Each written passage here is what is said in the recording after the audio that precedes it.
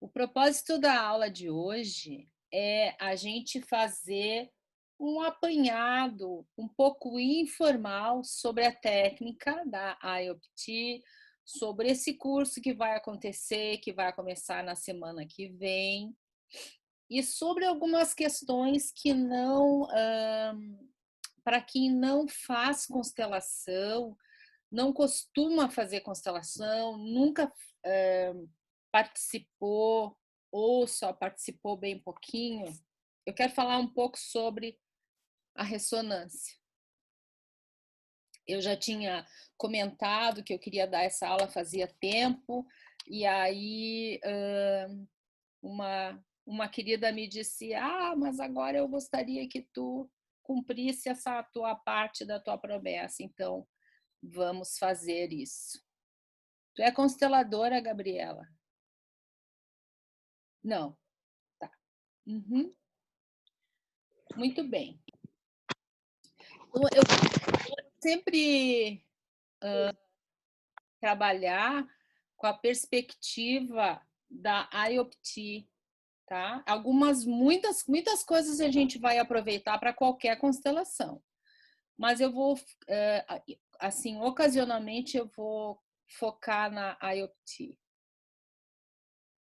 A Gabriela Lousada tá com o som ligado. Isso, agora desligou. Ou eu desliguei. Tá.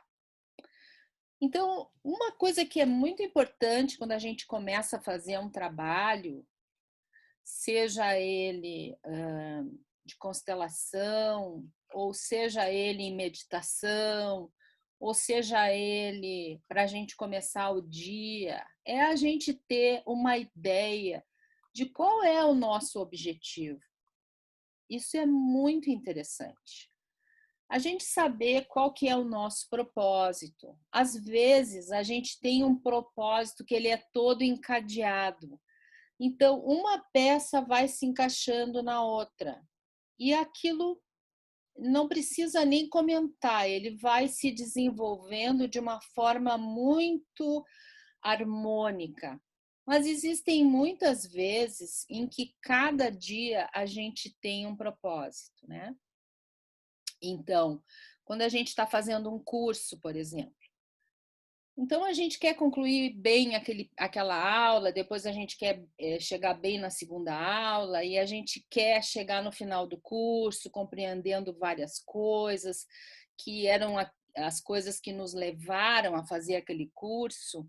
Então, o propósito ali se desencadeia normalmente. Mas às vezes a gente está num momento assim meio entre safras, como a gente pode dizer, né? Entre alguma coisa que já terminou e alguma coisa que vai começar, que a gente não sabe muito bem o que que é. Então a gente fica bem naquele meio do caminho que a gente não tem um propósito completamente definido. Então é muito importante que a gente pense alguma coisa para aquele dia, para aquela atividade, para aquele momento. Isso nada mais é do que criar um caminho neuronal que nos leve até aquela conclusão que a gente quer. Para isso que servem os propósitos.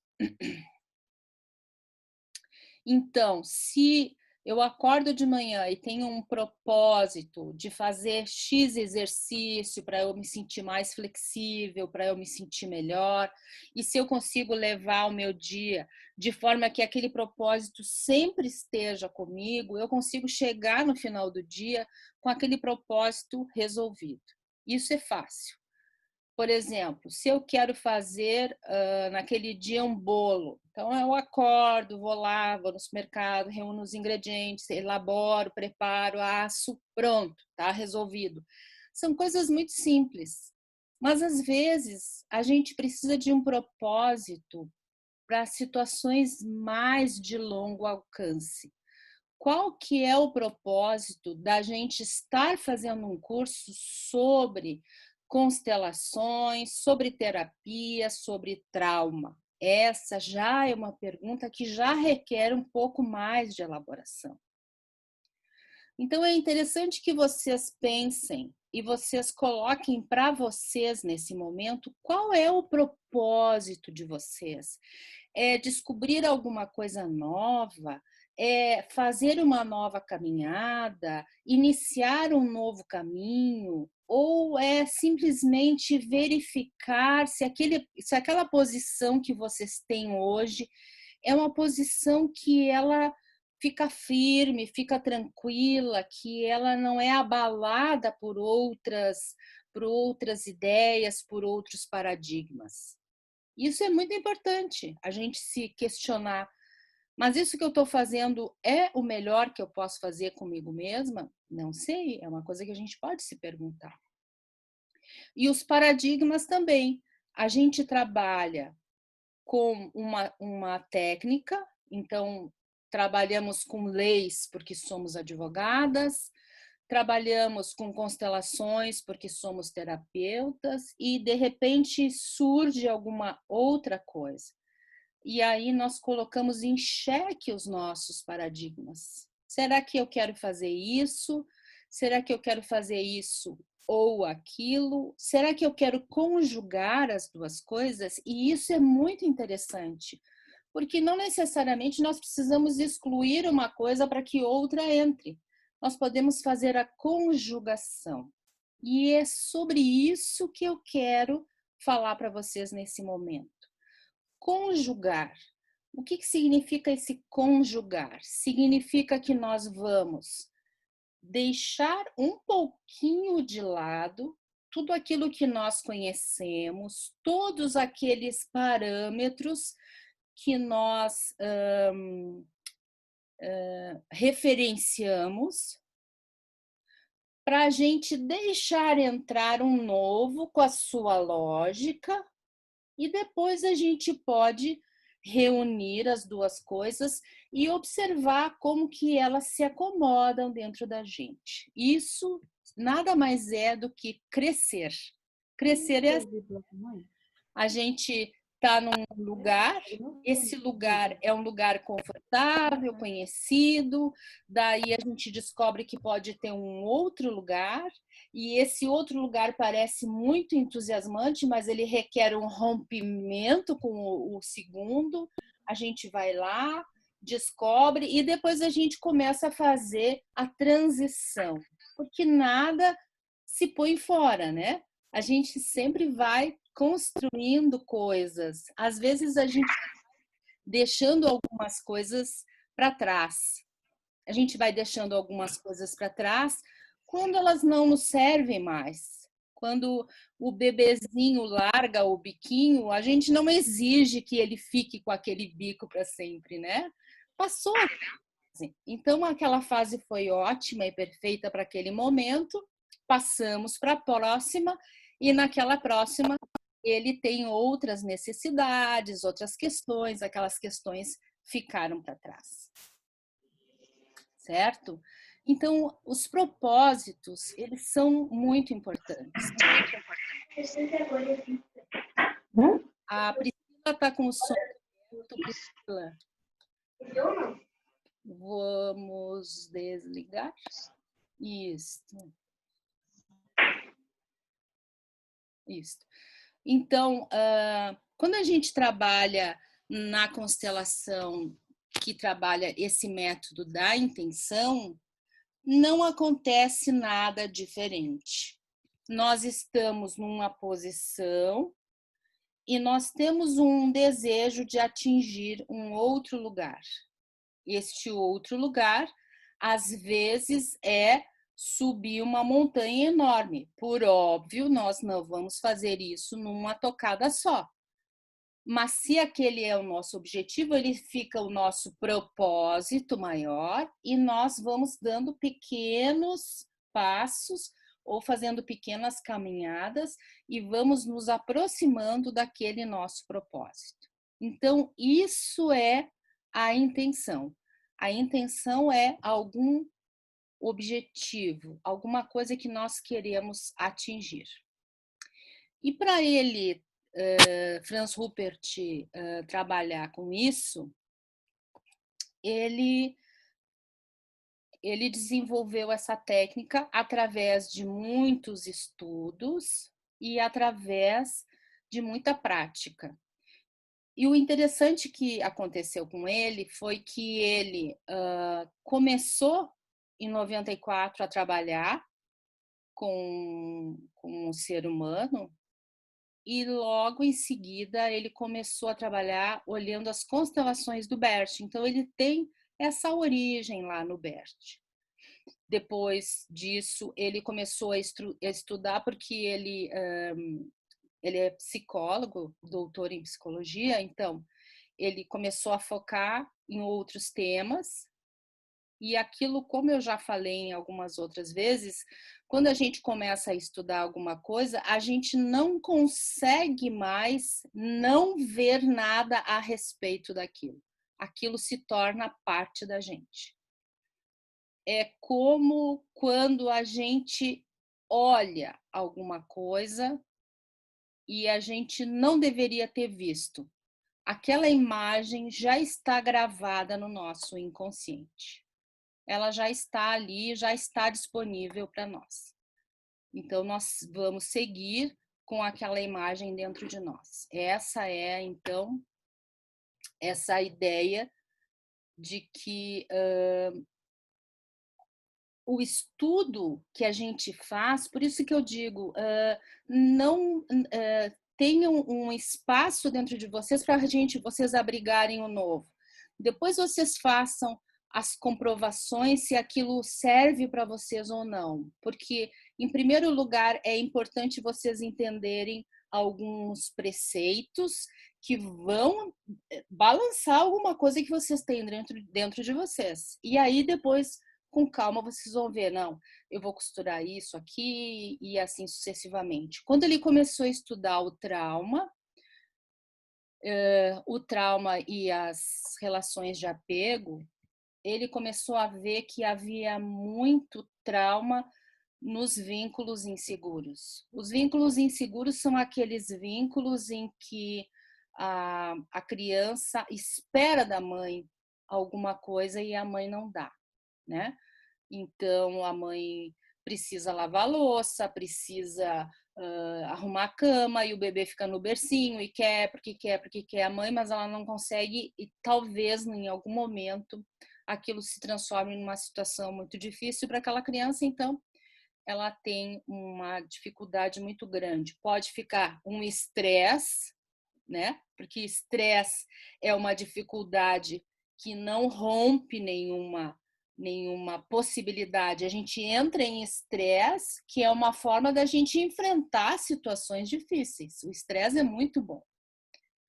Quando aquela situação a gente não consegue superar, nós passamos do estresse para o trauma. Tá? Então foi a partir disso que ele começou a ver essas situações dentro das constelações e ele começou a pensar como ele poderia desenvolver uma técnica que utilizasse esses novos conhecimentos que ele tinha na constelação, tá? Bom, ao mesmo tempo, ele se deu conta que nessas constelações não era a pessoa buscando uma cura no facilitador, era a pessoa tentando se compreender. Eu te convido para que tu me ajude a eu me compreender. Porque talvez vocês já tenham se dado conta disso, mas muitas vezes as pessoas elas jogam aquilo que está dentro delas para fora. E aí nós ficamos naquela circunstância, porque a fulana me curou. Porque o ciclano, né? Não. Quem faz o movimento é a pessoa que procura. Por isso a intenção é muito importante para a gente não jogar fora toda essa energia. A pessoa que ela esse volume pessoal está chegando, vamos desligando o som. Isso, obrigada. Então, a pessoa que procura, a constelação, ela procura a constelação imaginando aquilo que ela quer, que é a intenção dela, e se permitindo descobrir aquilo que for desvendado. São duas coisas muito importantes. Porque, na verdade, quem faz a cura é a própria pessoa que está na caminhada. É ela que vai buscar, é ela que vai se adaptar, é ela que vai encontrar novos caminhos. A pessoa que faz o trabalho ali como expert, digamos assim, ele só vai mostrar as portas e as possibilidades, mas a pessoa que vai dar o passo para passar por ali. Muito interessante porque eu acho que tem bastante coerência, sabe? Tem bastante coerência no seguinte sentido, por exemplo, quando a gente assiste aulas com os professores, com o professor Rupert principalmente, a gente nota que ele estimula que o aluno faça as perguntas. Vocês já pensaram nisso? Se vocês querem escrever alguma coisa no bate-papo, a gente pode começar. Ah, Mônica, ok. A Mônica estava um pouquinho atrasada. Vocês podem começar a fazer perguntas, tá? Porque pensem bem, a pessoa está apresentando uma matéria. Eu vou dizendo, olha, primeiro tijolo, segundo tijolo, terceiro tijolo. O aluno, ele está com uma página em branco e ele vai recebendo primeiro tijolo, segundo tijolo, terceiro tijolo. E nada fica incoerente para o aluno. Então, se ele não tem esse espaço onde falta algum ingrediente, o professor vai estar sempre adicionando, adicionando, adicionando, adicionando, como se a gente fosse um acúmulo de informações. Não, a gente precisa fazer essa interação, e essa interação pressupõe dúvidas. Então, nos cursos do professor é muito interessante, porque a própria turma vai focando aquele curso para ele ficar mais intenso ou menos intenso. Conforme eu já estive em cursos em que o nível era avançado, mas as perguntas eram muito simplesinhas. Já estive em cursos que eram bem normais. Isso. Já estive em cursos que eram totalmente iniciantes, mas as pessoas faziam perguntas que no fim a gente acabava evoluindo, sabe? Então, isso é muito interessante. Eu tô com um pouquinho de dificuldade aqui, meu Deus do céu, parece que...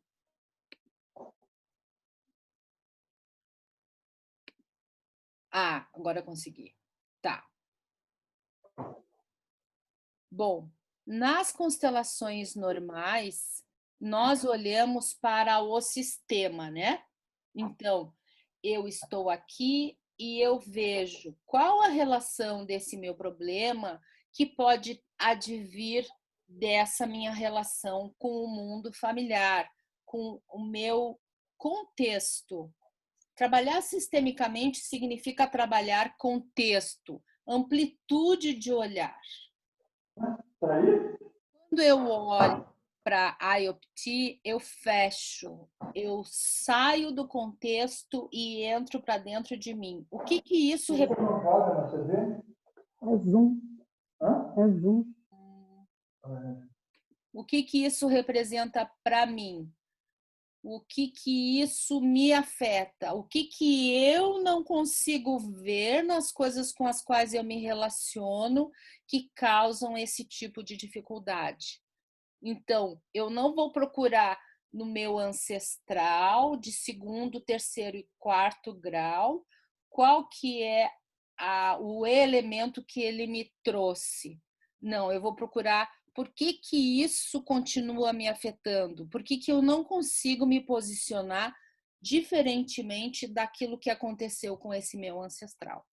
Então, nós nos voltamos completamente para dentro de nós, enquanto que na sistêmica nós voltamos para... Tanto é que as regras são para quê as regras? As regras são as regras de equilíbrio e harmonia do sistema. Nem toda constelação Ayopti termina em harmonia perfeita. Às vezes termina em... é assim mesmo? Porque é uma tomada de posição. A Mônica está rindo ali da minha careta, mas é isso, porque é uma tomada de posição. É uma tomada, é o momento de dizer, bom, tu vai nesse caminho, mas eu vou por aquele.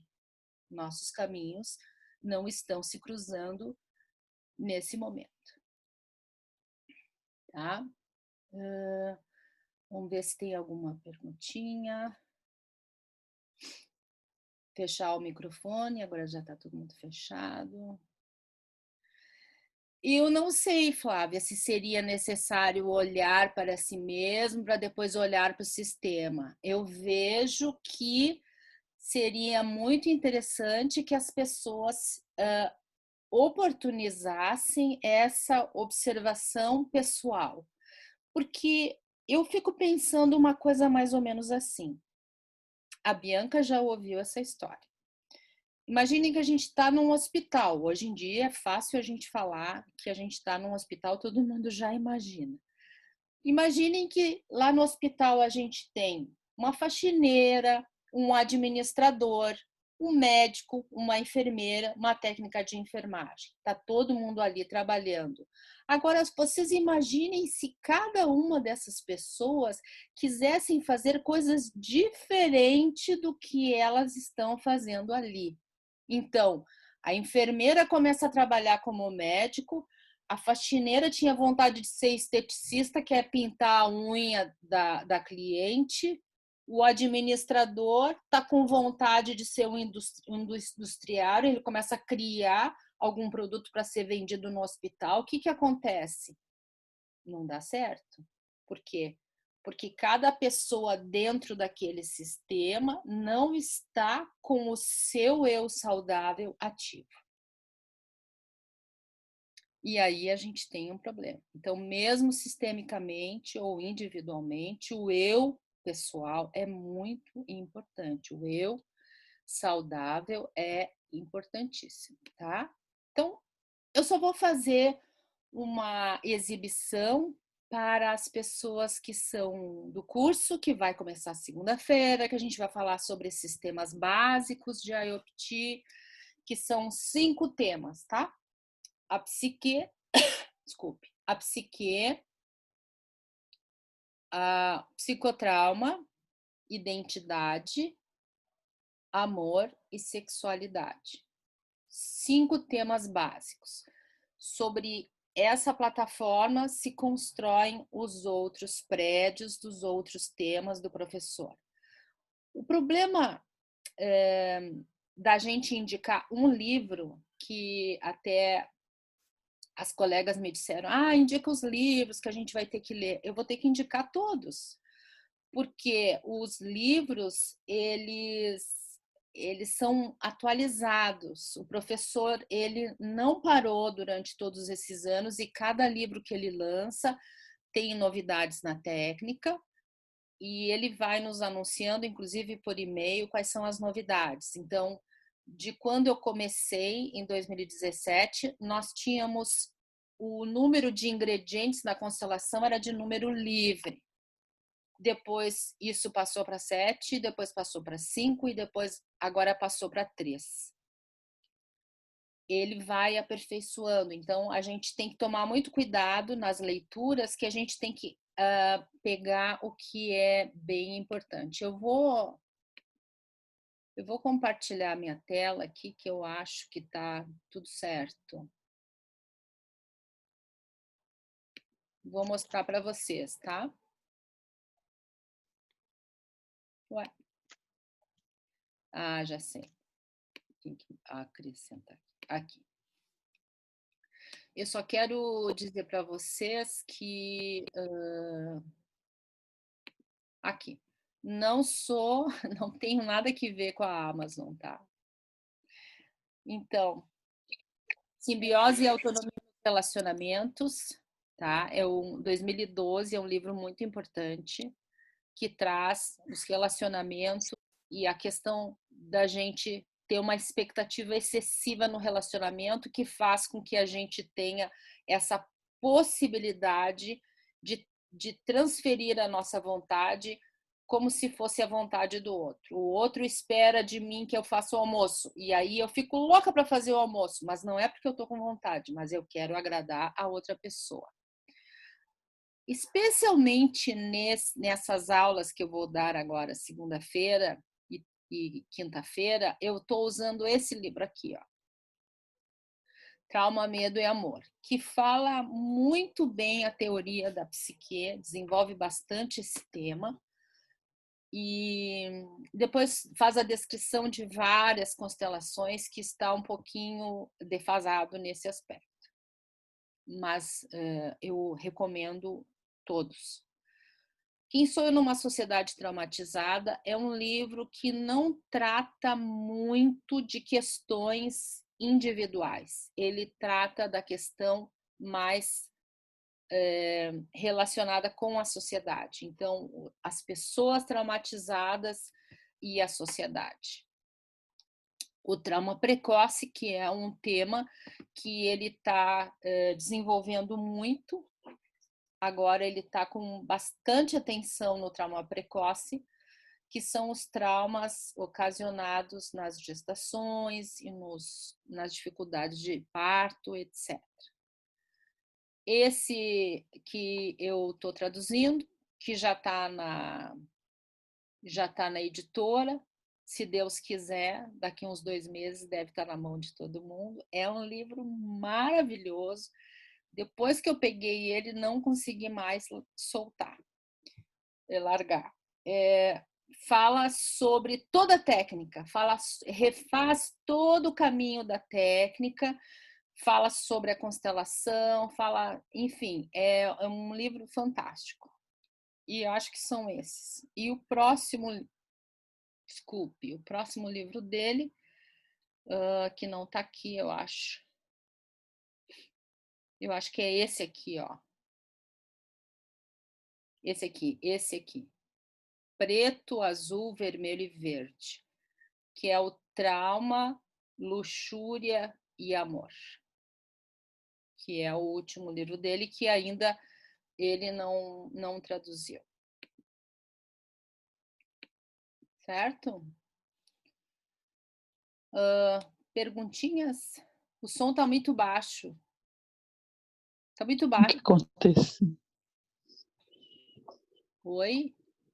Está muito baixo o som. Deixa eu abrir aqui.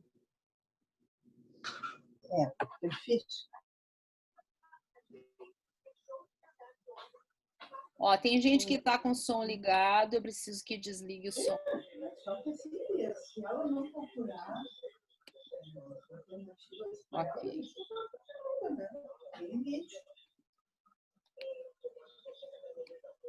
Ui, não estou conseguindo trancar o som dela.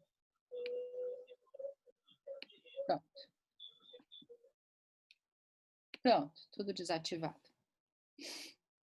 Certo? Então, em termos de bibliografia, é isso. Quando eu estudei lá na França, tá, há uns anos atrás, eles disseram para nós assim: a gente gostaria muito que vocês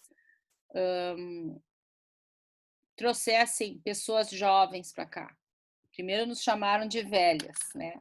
Todas umas gurias novinhas, fofinhas. E depois estavam sedentos de ter pessoas jovens. E aí, com o passar do tempo, eu fui estudando e aí eu encontrei essa possibilidade. Quando a criança nasce, o cérebro dela não está pronto. O cérebro da criança nasce imaturo. Então, a gente pode ver, por exemplo, se a gente comparar o bebê humano com os bebês animaizinhos, os bebês animaizinhos, às vezes, eles já saem da mãe e já começam a andar, né? Eles já têm uma condição melhor. Os bebês humanos, não. Eles nascem bastante imaturos. E eles demoram também, porque existe uma conclusão de todas as facetas do nosso cérebro aos 25 anos. Então, eu acho que isso tem muito a ver com a questão da constelação, porque nós estamos tratando aqui de constelação de traumas, não vamos esquecer, né? O trauma, ele não acontece hoje e tem um efeito amanhã.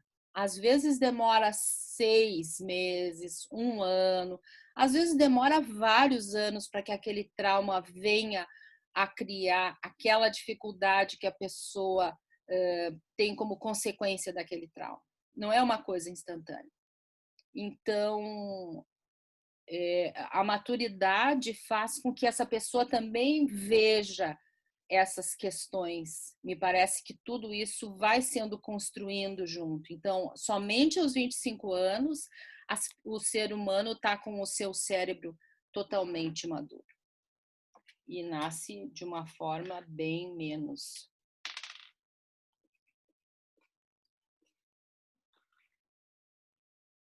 Quando a gente trabalha o trauma, isso é uma constelação que a gente pode dizer que a gente é um traumaterapeuta. Quando a gente trabalha o trauma, a gente não vai abrir o trauma como se fosse um embrulho e a gente vai olhar todo o pacote, porque às vezes as pessoas não têm condições. Acabei de falar sobre as janelas neuronais, né? Às vezes a gente não tem condições de suportar emocionalmente todas aquelas emoções que estão contidas naquele trauma.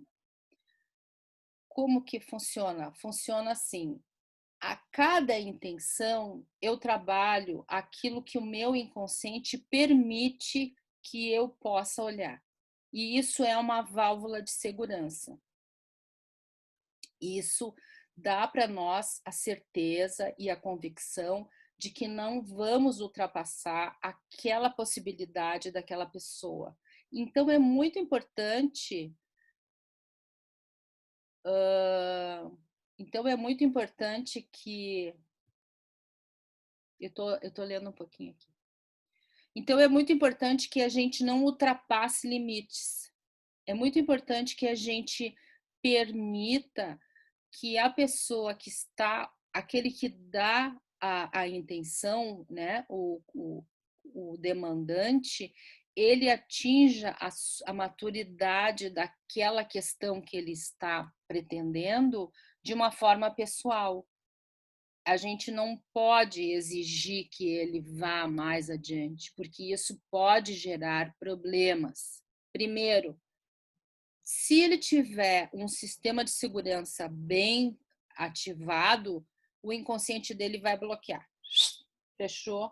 Ele não vai entender mais nada, ele não vai ver mais nada, ele não vai mais compreender nada. Se o sistema de segurança dele deixar uma brechinha, talvez ele revive, e aí a gente chama aquela palavrinha que ninguém quer dizer, que ele retraumatize alguma situação que ele esteja vivendo. Como assim? Retraumatize é quando eu tenho um gatilho que me aciona e esse gatilho que me aciona, ele gera em mim a mesma resposta. Então, são coisas muito delicadas que fazem com que esse equilíbrio seja rompido. Por exemplo, eu sou uma pessoa ansiosa, estou sempre querendo correr, correr, correr, tudo tem que ser para ontem, tudo tem que ser para já. E eu não tenho condições de chegar na constelação, esperar até o fim, chegar na metade da constelação, eu disse, eu quero parar, agora não quero mais, fim, acabou. Então, nós estamos gerando a mesma resposta. A pessoa não conseguiu sair dessa resposta automática, que ela precisa sempre sair correndo. É nesse sentido, tá? É nesse sentido que pode haver esse tipo de dificuldade. As constelações trabalham com a epigenética e traumas geracionais. Trabalhar com a epigenética não digo, porque na epigenética o que a gente vê? Que nós temos todas as informações para o bem e para o mal, e nós só iremos desenvolver aquelas para as quais o nosso ambiente for propício, gerar aquela fragilidade. Eu posso ter câncer de mama e nunca ter câncer de mama. Eu posso ter um genes para câncer de pulmão e nunca ter câncer de pulmão. Eu posso ter genes para colesterol e nunca ter colesterol, desde que eu esteja num ambiente, numa atmosfera que me leve para um outro caminho. Então, os genes ficam potencialmente lá dentro de mim e eles não eclodem. E podem nunca eclodir, né? Os traumas transgeracionais. Os traumas transgeracionais são situações bem delicadas. Os traumas transgeracionais é, para mim, a competência principal das constelações sistêmicas. As constelações sistêmicas trabalham muito com os traumas transgeracionais. Por quê? Porque olham naquela linha e vão até lá onde existe aquela origem daquela dificuldade e vem. Aqui, como a gente está pensando na IOPT, como a gente está pensando em autonomia, como a gente está pensando em autonomia da pessoa, em posicionamentos das pessoas, a gente imagina que essa pessoa faça um sistema de autocrítica que permita que ela perceba que ela tem situações que ela precisa olhar.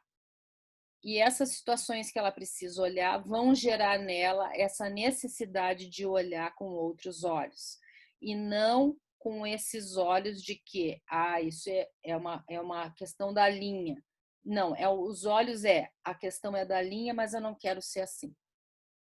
Então, eu sempre me lembro assim, de coisas muito assim, contrastantes, né? Por exemplo, pessoas que nascem em famílias de pescadores e que se transformam em médicos, cientistas, engenheiros, etc. Elas saem daquele movimento transgeracional delas e se percebem com outras condições, né? Se percebem com capacitação neuronal para darem uma guinada na sua vida e entrarem para outros movimentos. Assim também é para as coisas que não são tão boas, não é? É a mesma coisa. Eu percebo que isso não é tão bom, eu faço uma autocrítica, gostaria de não ser assim, e eu começo a trabalhar dentro de mim, porque a questão da evolução, ela é toda pessoal, né? A questão da evolução, ela não tem ninguém que me diga, Lia, tu tem que melhorar nisso, e eu disser, não, acho que está bem assim, não tem ninguém que me faça mudar. Porque isso é uma decisão minha, pessoal. Começa ali a decisão do que eu devo fazer para seguir adiante na minha evolução. Mas então quer dizer que nós somos todos traumatizados? De uma certa forma, sim. Muitos fatos, muitas questões nos levam aos traumas, não é? Mas nós não precisamos ficar dentro dos traumas. Isso não precisa ser um aprisionamento eterno. Nós temos muitos traumas que nós conseguimos, inclusive, adaptar eles na nossa vida de forma que eles não nos tragam nenhum problema. Porque isso tudo é uma questão de opção, é uma questão de adaptação, é uma questão da gente fazer a análise do que nós temos de material, do que nós temos de impedimento e perceber o que acontece lá fora que eu posso transformar a minha pessoa para conseguir atingir meus objetivos. Por isso que eu digo, é muito importante a gente ter os propósitos e é muito importante também a gente estar sempre de olho nas nossas intenções para as constelações, porque a gente pode virar uma chave lá em que todo quebra-cabeça se reacomode, se realoque e as coisas comecem a andar. Muitas vezes é natural, nós vemos coisas nas constelações, gente, e isso é muito, muito, muito comum, assim, que a própria pessoa, ela fica um pouco surpresa, essa emoção, surpresa. Se a gente olhar para isso como se isso fosse uma situação que eu não quero ver, olhem, percebam bem, se eu rechaço isso, se eu não quero ver isso, eu faço com que isso fique numa cápsula afastada de mim. Se eu simplesmente olho e penso, nossa, que estranho. Porque o nosso inconsciente, isso é uma coisa muito importante. O nosso inconsciente é 99% do que acontece ao nosso redor. Só 1% é o nosso consciente. O nosso consciente, ele retém tudo aquilo que ele considera importante para a gente trabalhar, se relacionar, fazer as nossas atividades. O resto tudo fica lá atrás, nesse bolsão do escondido, né? E o que é a nossa memória? A nossa memória, essa memória mais antiga, imaginemos que a gente observe na constelação se apresente um fato de alguma coisa que aconteceu com a gente quando a gente era muito criança. Primeiro lugar, o inconsciente vai utilizar uma forma de se expressar que é uma forma totalmente, digamos, própria. Não é uma forma de se expressar como nós que usamos a palavra, as imagens. Ele vai tentar transmitir imagens e palavras que trazem aquela lógica que diz respeito a ele, inconsciente. E nós vamos ter que encontrar aquela percepção. Mais adiante eu quero ver se eu consigo trazer uma pessoa que trabalha com sonhos, que eu acho que vai ser uma coisa bem interessante para nós. Constelações, IOPT e sonhos. Segundo lugar, a nossa memória, ela é um mosaico. Ela é um mosaico de fatores que são muito importantes. Por exemplo, eu lembro de um grupo de pessoas que fizeram uma coisa ruim para mim. Mas quantas pessoas eram? Eu não sei, mas eu lembro que tinham, talvez tivessem 10 pessoas. Mas dentro de mim, a memória que me vem são das cores vermelhas, que tinha 2 pessoas de sapato vermelho, 2 pessoas de blusa vermelha. Então, para mim, pode ser, isso é tão confuso que pode ser 2 pessoas de blusa vermelha, 2 pessoas e mais 2 de sapato vermelho, outras 2. Então, na minha cabeça, quando eu junto todos esses fragmentos do mosaico, a impressão que me dá é que tinha montes de pessoas. E, na verdade, não era. Quantas vezes uma pessoa assiste um acidente na rua, né? Um carro que atropela, que bate num outro carro. Para cada uma das testemunhas haverá uma história, porque o ponto de vista dela não é somente o ponto de vista de uma máquina fotográfica. É o ponto de vista em que, para ela, os dados relevantes formam o mosaico da memória dela. E isso significa que nós temos muitas memórias do nosso período de gestação e do nosso período de nascimento, e que às vezes ficam tão confusos e nebulosos, porque a gente quer que eles tenham essa forma tão transparente quanto é lembrar do dia de ontem. E muitas vezes isso não é possível. Essa memória, ela é uma junção de fatores. Por isso a gente pode chamar de mosaico, tá? Que mais? Tem muitas pessoas que têm bastante resiliência para serem traumatizadas, sim, porque depende dos nossos componentes cerebrais. Nós temos uma capacidade cerebral completamente individualizada. Então, tudo isso depende de como nós fomos gerados. A gestação nos dá o ambiente propício para que nós tenhamos o desenvolvimento de nossas estruturas de uma forma mais realçada ou menos realçada. Todos nós vamos nascer com 2 olhos, nariz, boca, etc. Desculpe, mas a gente já sabe que crianças prematuras não têm os olhos totalmente maduros. Elas podem necessitar de óculos.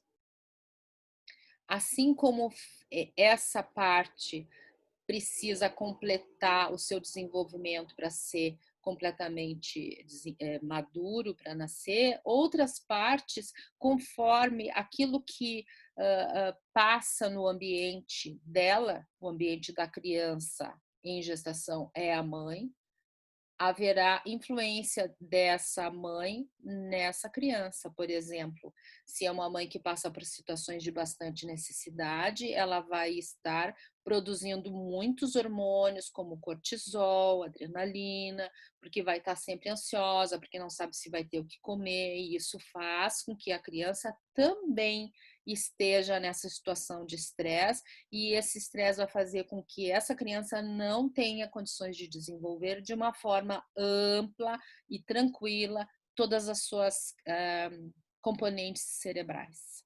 Então, muito individualizado o trauma, muito individualizado entre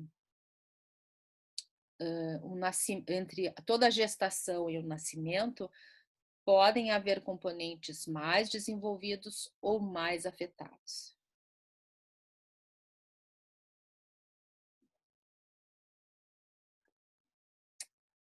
Poucas perguntas, gente. Ok. Para a gente enfrentar, né, tudo isso, a gente precisa ter bastante coragem, a gente precisa ter uma convicção de que nós queremos realmente nos livrar daqueles sentimentos negativos que o trauma nos traz. Então, é preciso a gente ter essa inteireza de propósito, né? Se eu quero sempre ser a queridinha da família, mimada, porque não consegue nada, daí todo mundo acolhe, passa a mão na cabeça, dificilmente eu vou conseguir ultrapassar essas minhas dificuldades, porque elas me dão um ganho secundário bem significativo, né? Então, eu quero falar um pouco aqui sobre as questões que dizem respeito do constelador.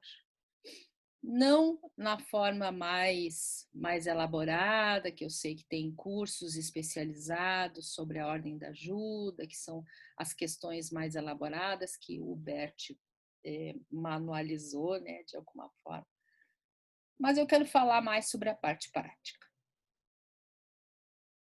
para a gente ser constelador, o que eu aqui, nesse meu lugar, que não sou constelador, vejo lá no constelador?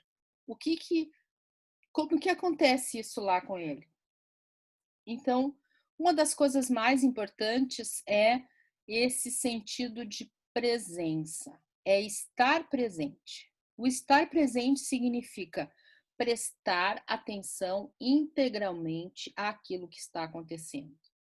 Tá, mas eu não estou dormindo, eu não estou bocejando, eu não estou virando o rosto para lá ou para cá. Não, gente, não é isso. Estar presente significa sentir o que o outro está sentindo também. Isso é muito importante. Estar presente significa estar disponível para sentir o que o outro está sentindo. Isso faz parte, no meu ponto de vista, claro, de ser constelador. E como eu posso sentir o que o outro está sentindo? São dois caminhos que nós precisamos percorrer. Um dos caminhos é eu preciso saber, compreender o que eu estou sentindo. Porque senão fica como aquela minha amiga que quando ela tinha dificuldades, ela fazia uma representação assim.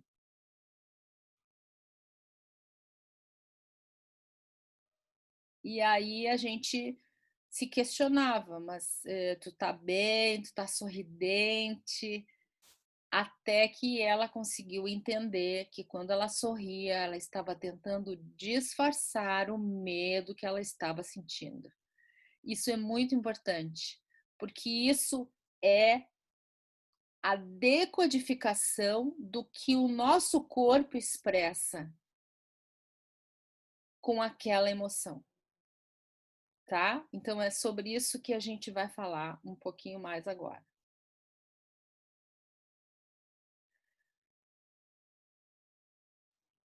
A segunda coisa é estar presente, sentir a emoção do outro, mas eu preciso estar no meu estado de lucidez.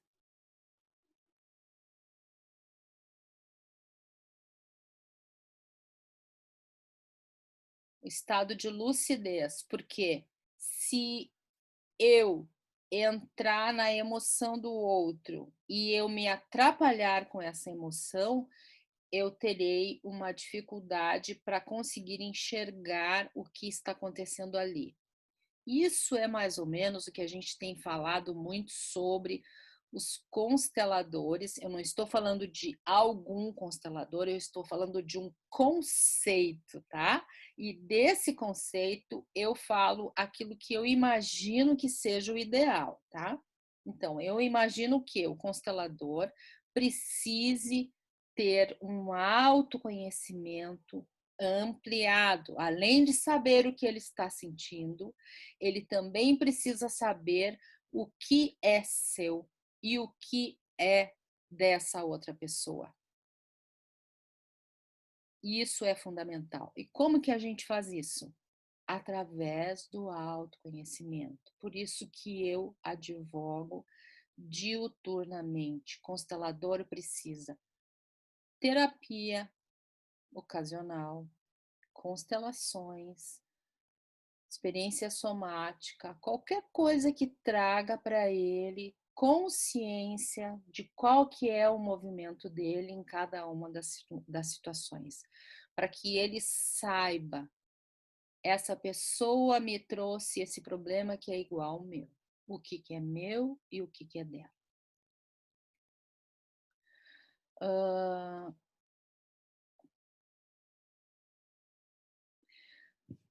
A IOPT, a Bianca me pergunta.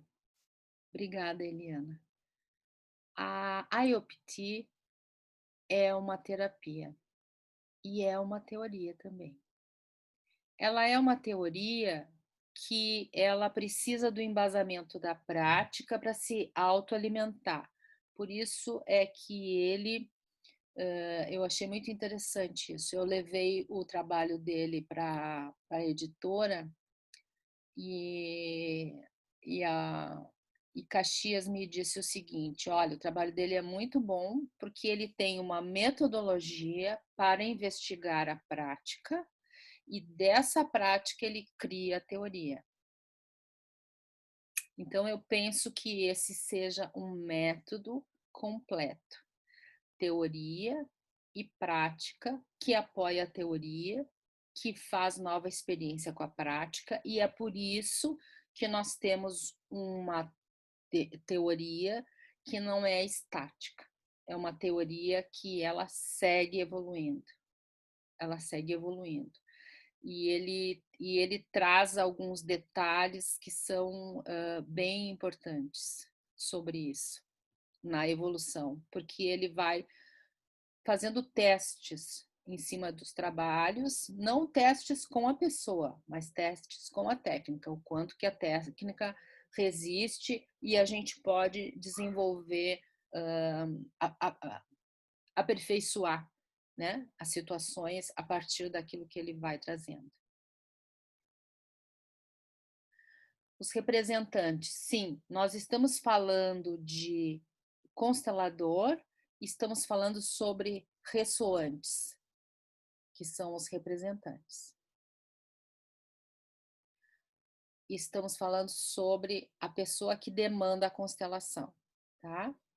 A ressonância, ela é uma experiência dos neurônios espelhos que está nos ressoantes, provavelmente também no demandante, no facilitador e no grupo de assistentes todos.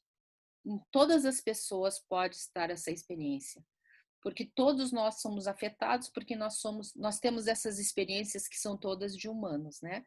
Não temos experiências que sejam completamente desconhecidas para nós. Então, quando o constelador está junto com o demandante, ele já está sentindo o que o demandante está sentindo. E o demandante, por sua vez, está desassociado do ressonante. Então, o ressonante está representando o eu do demandante, é como se o demandante estivesse assistindo a si próprio. Essa já é uma possibilidade da gente olhar o trauma de uma forma mais distante.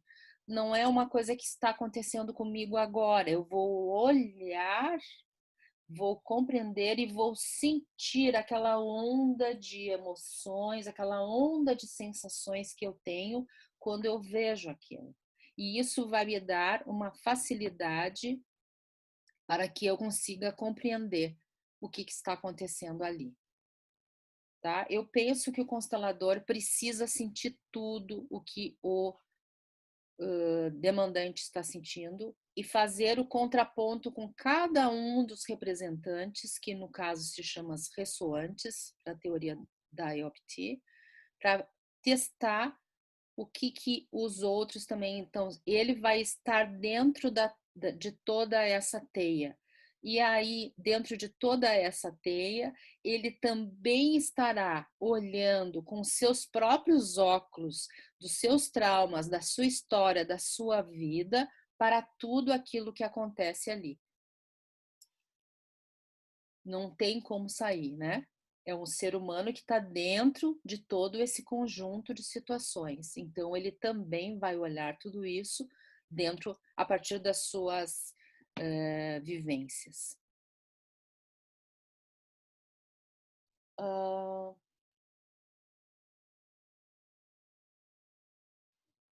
A gente vai ter a ressonância das emoções, mais as expressões faciais, mais o tom de voz, né? Mais a expressão corporal.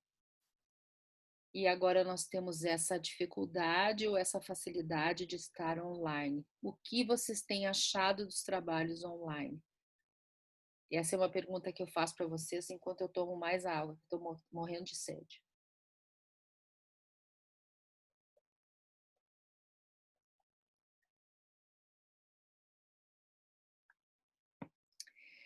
Esses dias uma pessoa me falou uma coisa que eu achei sensacional. Quando a gente está fazendo constelação online, as pessoas ficam todas alinhadas na tela. A gente enxerga o rosto delas de uma forma com muito mais facilidade, porque ficam todas muito próximas. Quando a gente está fazendo as constelações presenciais, às vezes fica distante, né? Daí a gente tem que fazer todo um movimento para reunir as pessoas e poder perceber. Muito bem. Vamos fazer uns exercícios? Esses exercícios são exercícios para quem... a Verônica, eu gosto muito do online. São exercícios simples, tá? Só para vocês perceberem, principalmente para quem não trabalha com isso e só assistiu ou só esteve próximo de alguma situação. Então, eu gostaria que vocês me dessem... Ai, a minha cola. Eu gostaria que vocês me dessem o nome de... Eu gostaria que vocês me dessem o nome de emoções que a gente sente. O que vocês acham? Vocês conseguem me dar esses nomes? O que nós vamos representar? Podem me escrever?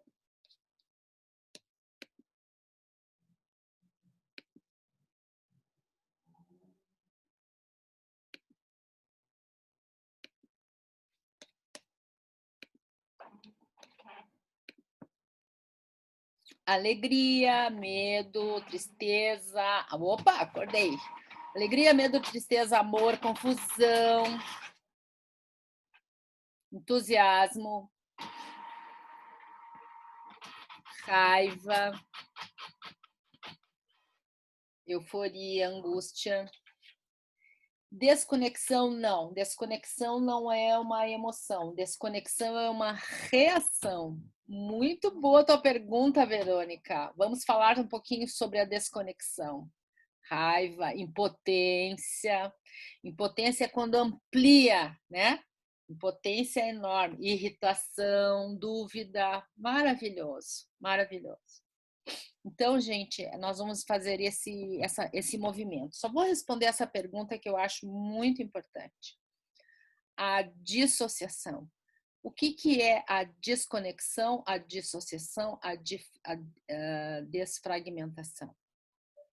É quando nós estamos diante de um fato que nos traz aquela reação de trauma e nós não queremos fazer, nós não queremos sentir aquilo. Então, nós dissociamos. Tá?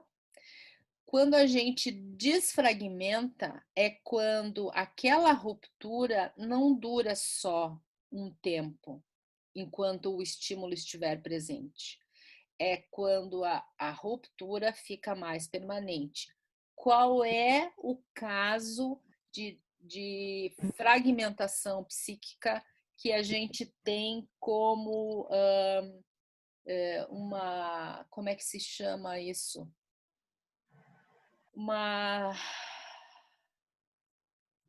Esqueci. Tem até filmes. Esquizofrenia.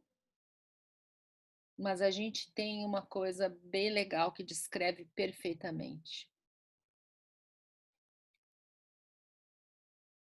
Múltiplas personalidades. As múltiplas personalidades são as fragmentações psíquicas de uma forma tão permanente que elas ficam estáveis. E aí, às vezes, a gente conversa com aquela parte, aquela personalidade da pessoa, e outras horas a gente tem a outra parte da pessoa. É uma fragmentação tão estabilizada que elas têm personalidade, formas de reagir, maneiras como elas se apresentam, tudo isso está ali. Quando é uma desconexão, cisão ou uma dissociação, é quando a gente está assistindo a aula e, de repente, a gente... Ai, agora eu vou chegar em casa, meu marido não fez comida, eu tenho que lavar a louça, lavar a roupa. Sai do ar. Aí a gente está na dissociação. Me parece que a Paula gostaria de falar alguma coisa. Ela está com a mão erguida. Adoro esses recursos desse aplicativo. Onde que está a Paula? Deixa eu ver. Ai, nem eu sei. Que achei. Não tem vídeo, Paula, para a gente te ver? Ai, meu Deus, sou lenta. Tá aprendendo, está todo mundo aprendendo. Isso. Então, o que tu gostaria de falar para nós?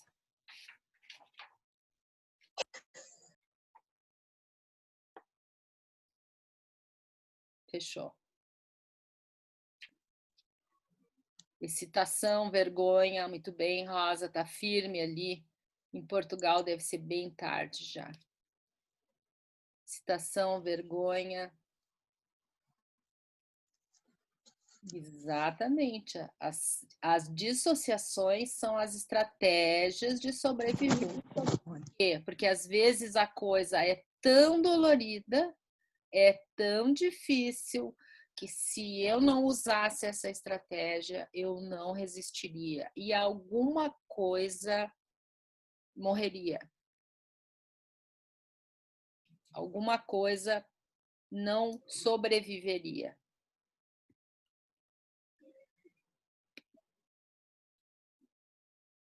A Verônica também quer falar. Já com sono meia-noite, querida. Paula, fala, Paula. Não consigo. Não, pode falar, não precisa falar, não precisa mexer no teu vídeo. Fala o que tu queria falar. Tu levantou a mão, tu queria falar alguma coisa, né? Você me ouve? Ouvimos perfeitamente. Ai, perdão, eu sou leiga na tecnologia. É, todo mundo é. Tá, Tá. a minha dúvida é a seguinte: quando você disse sobre a questão da gente se colocar como o ressoante e saber o que é nosso e o que é do outro, como ter esse discernimento? Gostei muito da tua pergunta. Posso responder ela daqui a 2 minutinhos? Com certeza. Então tá. Então eu vou te pedir então para tu desligar o som para eu ouvir a Verônica. Tá, deixa eu tentar. Se tu não consegue, eu desligo aqui para ti. Verônica, fale, Verônica. Onde está? Então é o seguinte, obrigada por estar aqui. Tenho aqui uma listagem de sentimentos, depois vou mandar para ti digitalizado, ok? Sim, eu também. Em grande, mando para ti digitalizado, pode dar jeito. É o seguinte, eu tenho feito acabei de fazer um grupo agora, foi fantástico, com um grupo de pessoas até que não costumam fazer constelação, foi muito bom. Mas queria te perguntar o seguinte, eu passo a vida a desconectar. E apercebi-me que o facto de eu muitas vezes as constelações que faço, e tu me assististe a algumas minhas, não é? E aquilo que eu me apercebi foi que eu tenho feito aqui com algumas outras pessoas, todas as minhas palavras, que eram 3, não é? Eu desconectei em todas. Tudo aquilo que ele me dizia, que a outra pessoa me dizia que estava a sentir, porque não era eu que me estava a representar, estava outra pessoa a representar essas palavras, eu desconectava. O que é que eu posso fazer, ou atuar, ou pensar, ou ir para eu entrar nessa tal dor? E essencialmente aquilo que aparecia era o tenho que tomar conta de. Também é uma desconexão, não é? Tu precisas tomar conta de, é isso? Sim, eu com 4 anos tomava conta da minha irmã Eu com 8 anos eu tomava conta da minha avó, eu estava sempre a tomar conta de alguém. É controle, não é? Uhum. Ok. Então vamos lá. A pergunta da Paula. A pergunta da Paula. Como eu faço para saber se aquelas emoções são minhas ou se aquelas emoções são do outro? Isso não é uma resposta de 5 segundos, né? Isso é uma resposta de estudo. Estudando a sua própria percepção, que é o que nós vamos fazer agora nesse momento, tá? E a resposta para a Verônica é um pouco mais complicada. A resposta para a Verônica é aparentemente, tá? Não posso fazer diagnóstico porque não estava vendo, mas aparentemente existe essa estratégia dentro de ti com muito reforço. E como tu deves fazer? Tu deves perceber o seguinte, que para tu superar essa dificuldade, não é a gente batendo na porta e esmurrando. Nós vamos ter que ir com doçura. Com doçura. Tá? Então vamos lá, gente. Eu quero convidar vocês agora a parte mais importante. Eu quero convidar vocês para vocês botarem os pés no chão, sentarem com a coluna reta. Todo mundo que já participou dos meus encontros já passou por isso. E aí nós vamos fazer este pequeno movimento para a gente perceber como que é a ressonância, tá? Como que é ser ressonante, como que é ser facilitador, como que é ser plateia, como que é ser demandante. Tudo passa por isso que nós vamos fazer agora. Vocês vão primeiro, não posso tirar os óculos, não enxergo nada. Ai! Primeira coisa que nós vamos fazer, eu quero que vocês observem o que eu vou dizer para vocês. Primeiro, como estão os pés de vocês? Não olhem. Temperatura, posição. Como estão esses pés? Não fechem os olhos. Fiquem presentes, não saiam. Fiquem comigo. Isto. Agora observem como está o tronco de vocês. Por exemplo, eu estou observando que eu não estou com as costas encostadas, eu estou completamente erguida. Outras pessoas estão encostadas. Eu quero só, não é crítica, é uma observação. Como estão os ombros de vocês? Os meus ombros estão um pouquinho altos, eu percebi. Como está o pescoço? As mãos? O rosto? Isso. Então, essas percepções que eu conduzi vocês com essas perguntas são a percepção neutra. Nessa percepção não existe nenhum movimento de emoção muito alto. É uma posição neutra. Agora eu quero que vocês, de olhos bem abertos, imaginem uma situação em que vocês tiveram bastante alegria, gente. Bastante alegria. Uma coisa assim que deixou vocês com vontade de gargalhar. Uma coisa que foi muito legal. E eu quero que vocês contem até 2 e vocês entrem nessa representação de vocês mesmos nesse dia e me marquem muito atentamente o que o corpo de vocês vai dizer para vocês. Essa é a chave e o segredo de todo esse trabalho. Eu já estou vendo o rostinho sorrindo.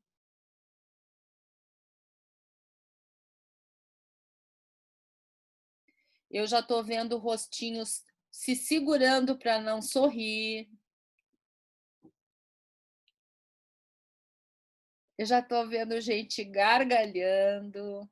Podem ligar os vídeos de vocês para a gente trocar essa ideia. Pode escrever, Billy, pode escrever. Escreve.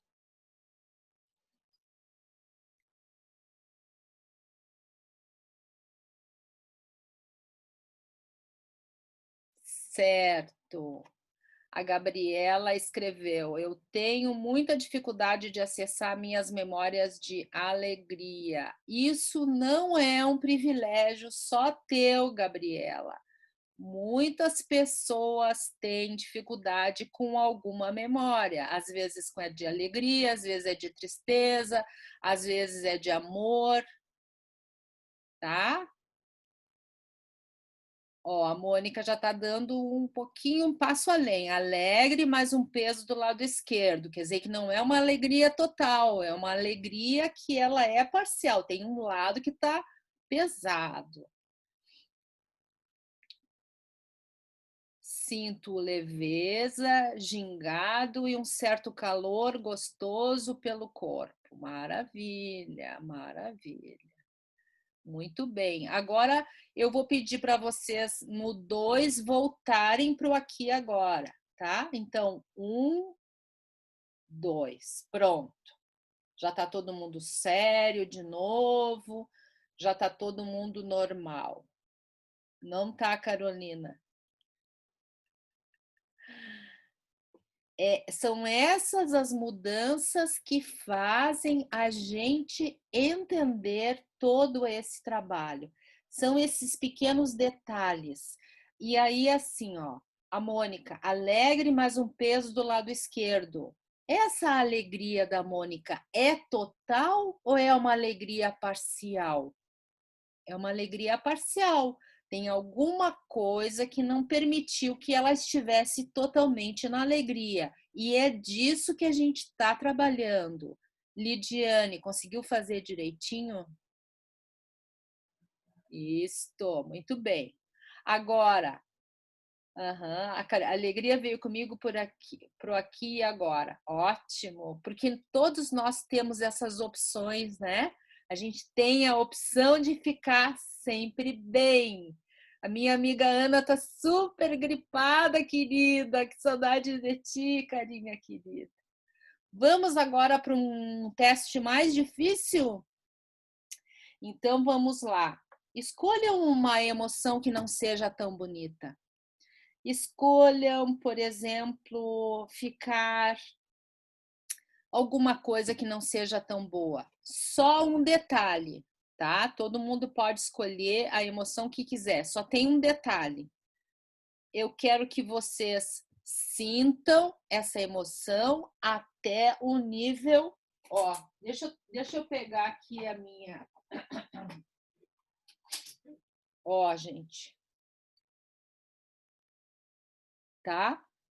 Só vamos sentir até o 3 ou 4. Se vocês chegarem lá no final, talvez a gente não saia daqui legal. E essa responsabilidade é de vocês. Então, estou dando as dicas. Vamos escolher uma emoção negativa. Pode ser raiva, pode ser... Sabe qual que eu gosto? Eu gosto daquela emoção assim, ó. Dia de chuva, esqueci de pagar o seguro, bato o carro, meu marido não atende o telefone.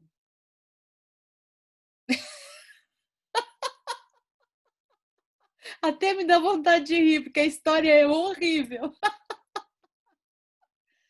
Pense numa coisa chata. Pense numa coisa chata. Não precisa ser uma coisa... Não pense em nada de morte, tá? Que daí é demais para agora de noite. Pense numa coisa chata. E vamos até o 3 na nossa escala, por favor. Não avancem mais. A Bianca já fez uma cara bem de nojo. Ó. Isso aí, Bianca. Percebam o que acontece no corpo de vocês. Quais são os movimentos que acontecem? Um estado de presença com tensão. Ansiedade, vontade de sair para cima, a cabeça dói, o pensamento fica a mil. Quando a cabeça está muito ativa, É porque tá faltando o pé, né? Observa o pé. Vê como é que tá o pé. Às vezes o pé fica congelado. Ó, a Bianca tá, ó. Muito bom. Angústia. A Úrsula. Gente, não entrem demais para não chorar. Meus pés estão congelados. Perfeito. Viu como é que é? Então, calor no estômago, braço com vontade de socar. Isso é ótimo. Só ótimo. Expressão rígida, pescoço e ombros tensos. Deve estar com raiva, né? Raiva, aperto no coração. Rosa, me explica como é que é esse aperto no coração. Liga o teu áudio ali, quero te ouvir, Rosa, um pouquinho. Faz favor. Tu que tá tão longe, aproveitando isso lá longe, madrugadão lá em Portugal. Então, eu normalmente a expressão de raiva é assim, até fiz assim com a mão, mas depois eu senti uma dor aqui. Não posso explicar, só tive essa sensação, né? Imaginei uma situação em que me desse raiva. Oh, não foi muita raiva, não. Foi bem pouquinho, porque eu já conheço a raiva e vou muito mais longe com ela.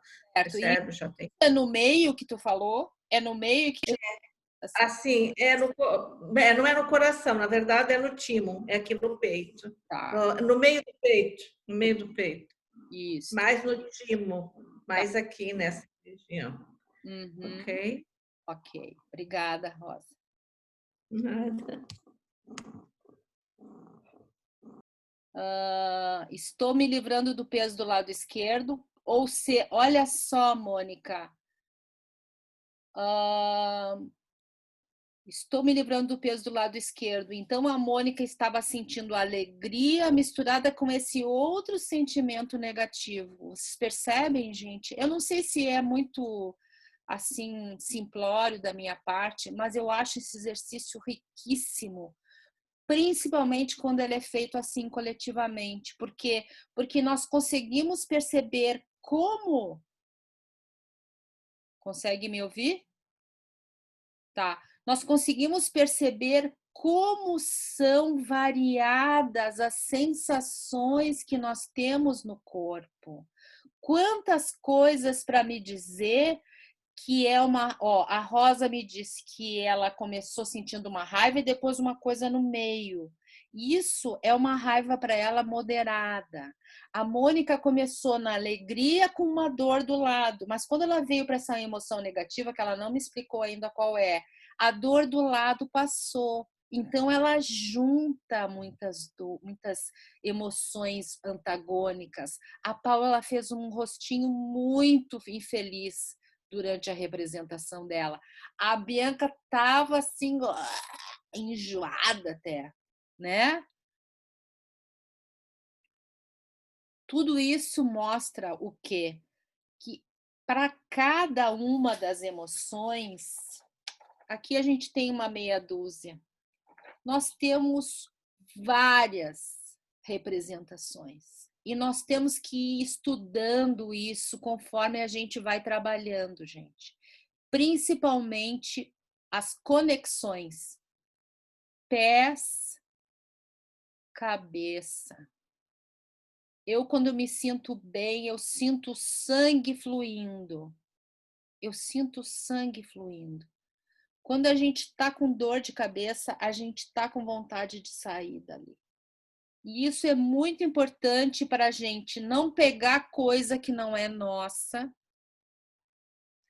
para a gente não ficar com... Sabem, vocês imaginem uma pessoa fazendo uma representação. Eu vou mostrar para vocês uma tela mental, tá? E vocês vão me dizer o que acontece. Me escreva. Uma criança de 12 anos que vem correndo, entra num trampolim e salta e fica lá em cima. Gente, é uma interrupção na energia, certo? A energia ficou presa lá. E isso vai dar uma reação no nosso corpo. Geralmente dá essa pressão na cabeça, parece que tem uma coisa que quer sair na cabeça e não consegue. Tudo isso a gente tem que estudar, não é por acaso, não é porque a gente tomou pouca água, não é porque a gente tomou cafezinho, não. Isso são movimentos do nosso corpo que está passando para nós essa linguagem, que é uma linguagem tão especial e tão simples, e a gente não conhece. Então era isso que eu queria falar hoje. Queria falar muito sobre isso hoje, sobre as ressonâncias, sobre a gente sentir cada uma dessas várias e várias nuances dessas ressonâncias. Por exemplo, vamos fazer todos juntos agora, comigo. Sintam os pés de vocês, sintam o peito. E agora pensem num dia que vocês estiveram em uma situação que vocês se sentiram muito orgulhosas. Que as pessoas deram para vocês um lugar de destaque. Que vocês se sentiram que tudo aquilo que vocês faziam era importante.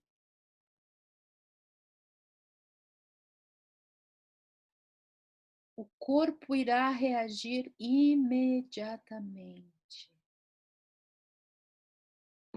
Haverá uma sensação no peito, um pescoço espichado,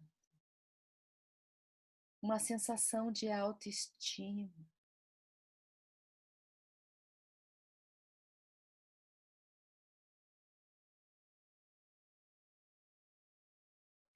Se alguma coisa vier misturada, se vocês não têm autorização da mamãe ou do papai para ficarem orgulhosos, é porque a gente já está vivenciando alguma coisa misturadinha com outra. E aí já é uma história que pode ser uma história de trauma. Como se sentiram? Me escrevam uma palavrinha para eu saber como que é se sentir orgulhosa. Podem sair da representação.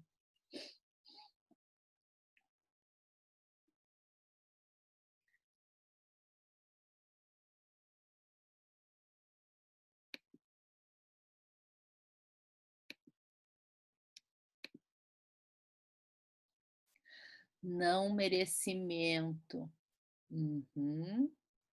É isso que eu gostaria muito de trabalhar. Uhum. Contigo, minha colega querida. Meus olhos levantaram e a cabeça também, mas senti um arrepio no corpo. Ui! Um pouquinho de medo, talvez.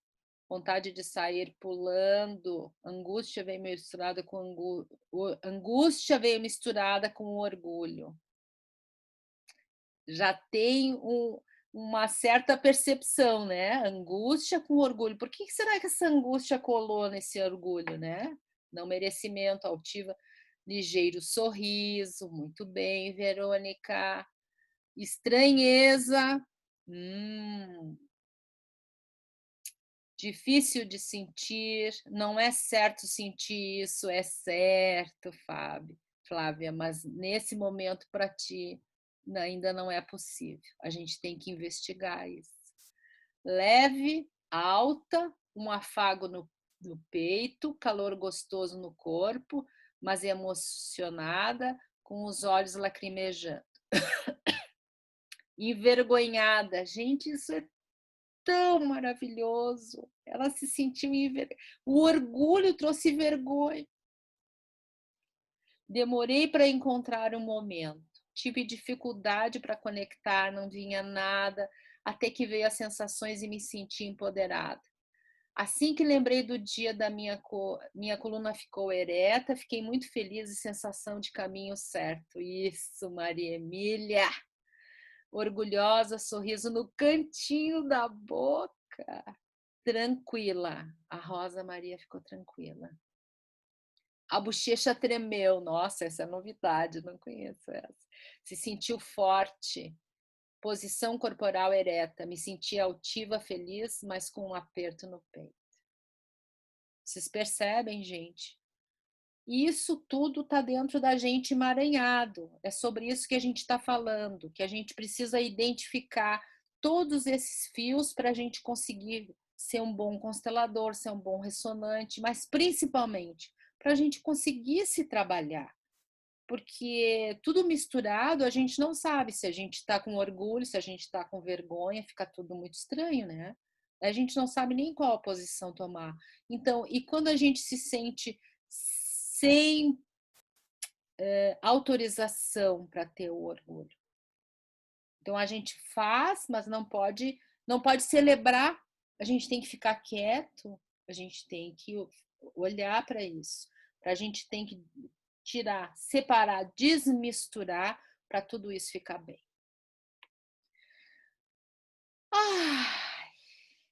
Como eu gostei de estar aqui com vocês. Se vocês também gostaram, mandem uma mensagem para algum lugar desses sites todos que eu estou oferecendo ali para vocês me dizerem coisas para a gente ter outras experiências. Agora, eu quero que todo mundo ligue o som